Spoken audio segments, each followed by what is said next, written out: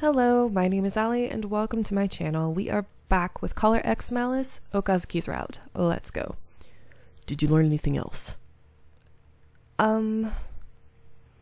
According to statements from witnesses, the victim had moved in recently and seemed to have a nocturnal lifestyle. He also seemed to be afraid of going outside. Figures. He thought he could be the next target. He was probably worried sick. You're saying that he anticipated that he would be targeted? The coin was identical, so this is a match. They'll probably haul in a suspect soon, but I'll look into the rest. So, Sasuzuka ignored my question and continued his report. The victim, Satoru Tanaka, is connected to the August incident. He programmed on the online game from the case. Eh? I turned to Yanagi in surprise. I now understood what Sasuzuka was getting at. So that's why he knew he might be a target. He must have been in constant fear. In August, many players of a popular online game had been murdered. If Tanaka was part of the development staff for that game, he had reason to be targeted. Yeah, but that's not the problem. The important thing to focus on is that the style of this murder is different from all the others. What do you mean? You think it might be a copycat crime? You're still that far behind? Sasuzuka sounded disgusted with me, but I paid him no mind and looked at Yanagi. There is a Roman numeral and a coin left at the scene as with previous crimes. Shiraishi's confirmed that the coin uses the same unique construction methods, so it's definitely not a copycat crime. I knew they did this on purpose. Bastards. Yeah, otherwise there'd be no explaining their actions. What do you mean on purpose? Once I confirmed that I still wasn't quite following along, Sasuzuka pointedly sighed very loudly. I said I'd kill you if you didn't do your homework, so use your worthless brain and think for once. Though, I doubt you'll think anything useful. This man speaks so rudely. I felt the blood rush to my face. Well, it'd be good to get an idea of your skills. Did you notice anything suspicious? Suspicious. What was different about this crime? Do we have to make choices now? Yes. We are going to say the scope of the broadcast. I knew that's what it was, but I just want to make sure. First, the scope of the broadcast was smaller. The X-Day crimes so far had used publicly viewable videos to highlight police scandals and the inadequacies of the law. But for some reason, this video had only been sent to the police. That's right. So why would they only send it to the police? They wanted the cops to know. They only wanted the cops to know. That's what it is. They only wanted the police to know? Yeah, that's right.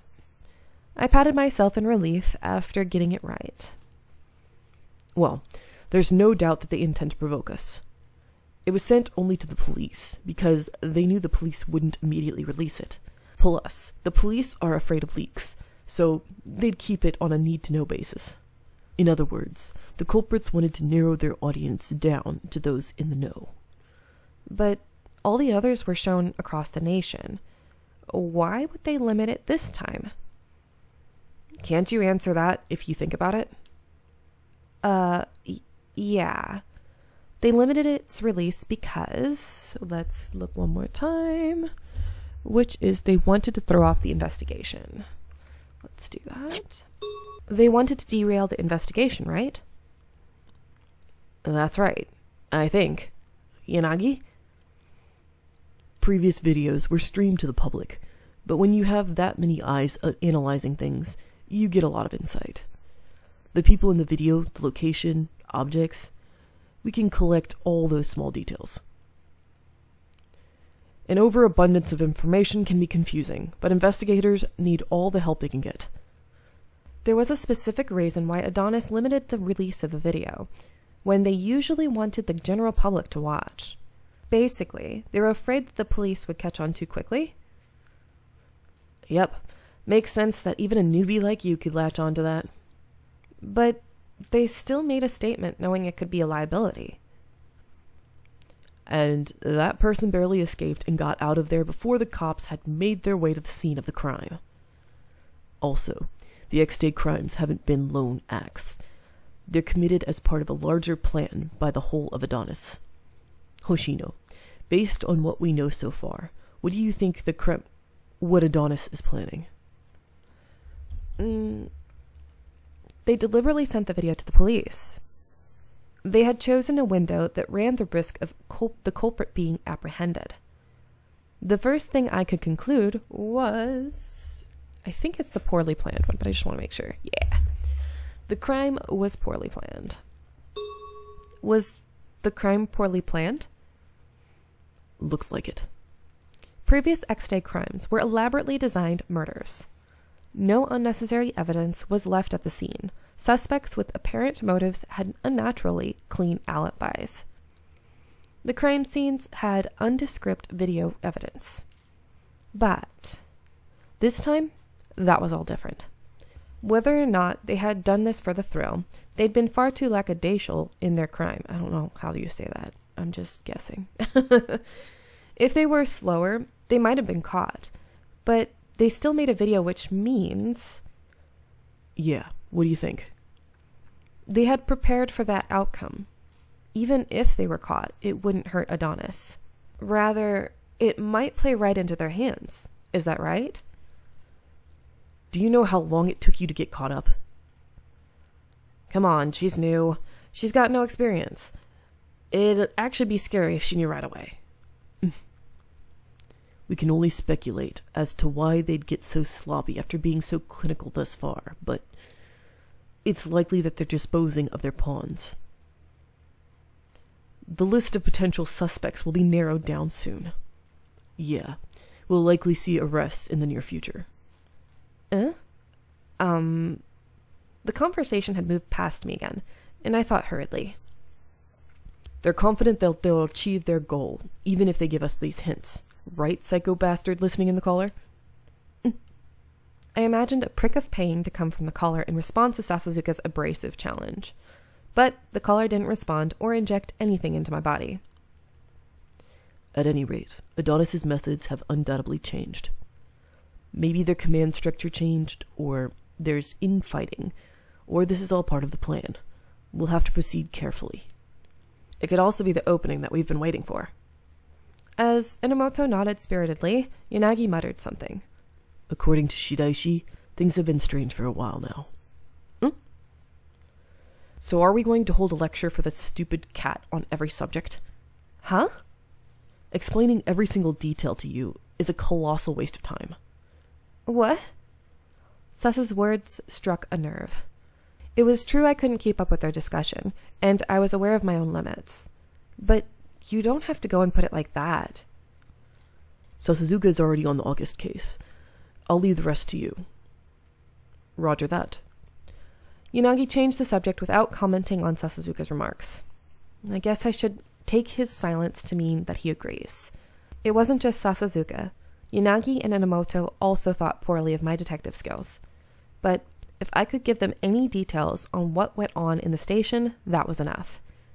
That was the only reason I was here. It was a painful realization. So, what are you going to do? Which case have you decided to take? I looked up and blinked in confusion at the sudden question. It calmed me somewhat. I mentally reviewed everything I knew about the X-Day incidents. Sasuzuka is right. This team had been pursuing the cases for a long time, so it was clear I was wasting their time by getting involved without knowing anything. The Roman numeral left at the crime scene today was 1.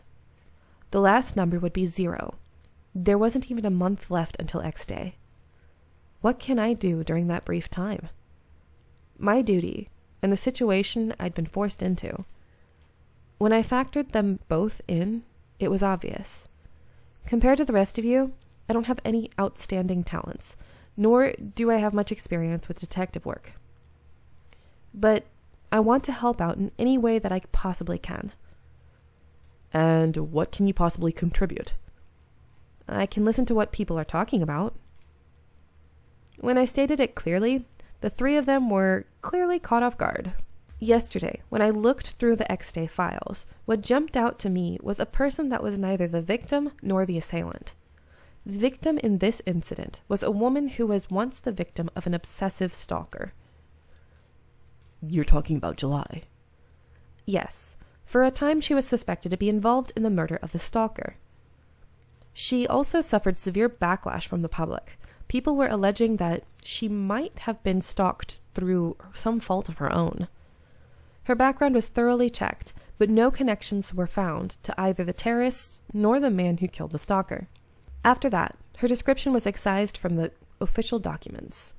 Whether or not she was connected to the incident, it had taken a heavy toll on her reputation. The police bear some responsibility for failing to stop the stalking in the first place. I wondered if I could meet her and ask her about what had really happened. Besides, nobody else is working on this case. I wouldn't waste the team's time, and I was sure my position would help me find some information. That was another reason I wanted to take this one. The assailant was arrested at the scene of the crime and is currently still in detention. He hadn't tried to commit suicide like the detained September suspect did, and was still being held in a detention center. Whether it was actually self-defense is unknown. I wanted to learn the truth of this incident. After my lengthy proposal, the other three seemed to be slightly impressed. There's certainly no doubt that this woman was central to the July homicide. At a glance, it looks like someone aggravated the stalker into threatening the woman. It may very well just appear that way, but X-Day calling cards were found in the residence of the dead stalker. They've been verified as genuine. Meaning that this one was carefully planned, like the other X-Day murders. Got all that? Yes. Get off your high horse, you dumb protozoan. Lay off, man. It's my turn to teach the rookie. Well, it would save me some headache to have the blind lead the blind. You're an awful mouthy seaweed head. Anyway, the July murder is the one that we've had the hardest time getting a handle on. The police have been slow to act on it, maybe because the suspect's already in detention. Has Shiraishi given you anything?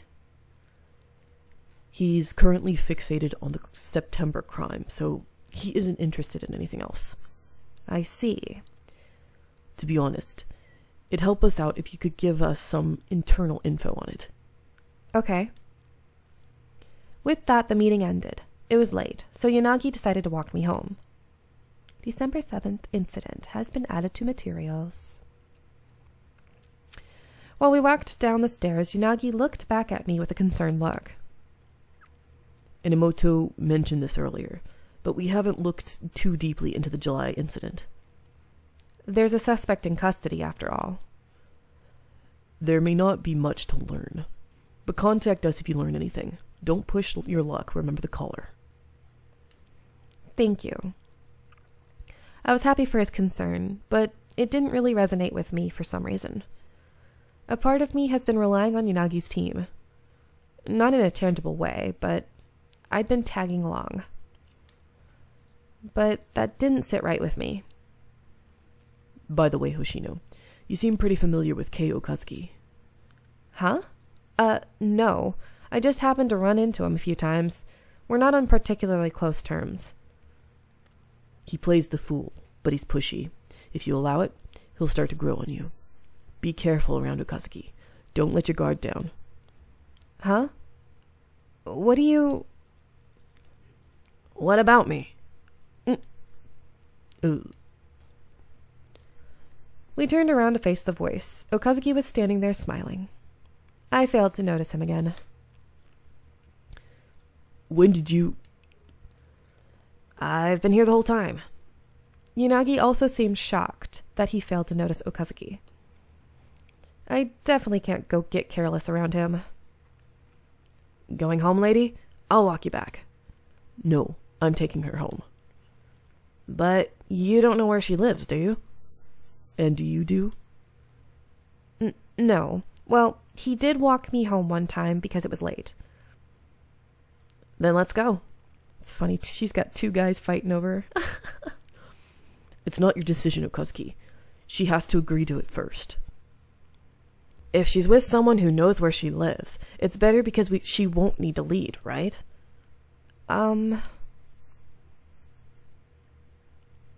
Okay.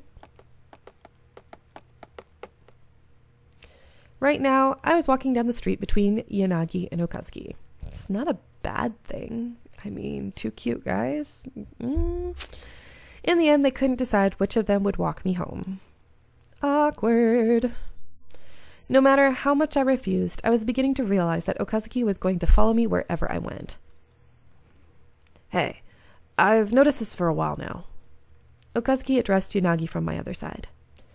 Yanagi, you really don't like me, huh? It's not that I dislike you. I understood what Yanagi wanted to say.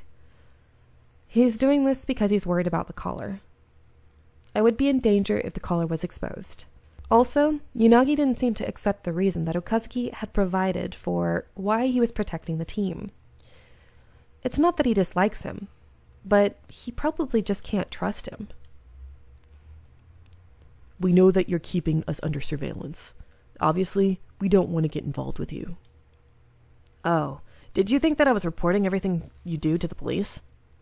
Anyone would think that. Anyway, setting aside my mission for the time being. You really think you can just ignore it like that? Just for now. I honestly just want to get to know you better. Why? Because I'm curious. While Yanagi and I were at a loss for an answer, Okazaki changed the subject. Earlier you mentioned the July homicide. Could you be reopening the case? I involuntarily stiffened up. Just how long had he been eavesdropping on the conversation? No, it was just something I'd taken personal interest in, so I was asking Yanagi about it. Okazaki smiled softly as I fumbled around for an excuse. No need to get so nervous. I won't tell anyone about your job. You've got some reason for being here, right? You're worried about me because I'm also a cop. You don't have to be so cautious. I'm just asking this out of curiosity. Yanagi was very obviously having a hard time swallowing Okazaki's supposedly flighty bouts of curiosity. His face said that he was confused because he didn't know what Okazaki was thinking. July, huh? People said it was justified self-defense, though. The assailant was immediately arrested and confessed to killing the man in order to protect the woman from her stalker. They're deciding if it's excessive self-defense. I feel a little bad for him, being arrested when he acted in order to protect someone. Excessive self-defense. This is a scenario with self-defense was justified, but the amount of force used in self-defense was far greater than the threat necessitated. It's a weird word. The standards for what constitutes excessive force are ambiguous. Oopsies. Pushed the wrong button. You feel sorry for him? Self-defense or not, killing is killing. It can't be allowed. I'm going to let you guys go here. I hope you are enjoying, and I'll see you in the next one. Bye!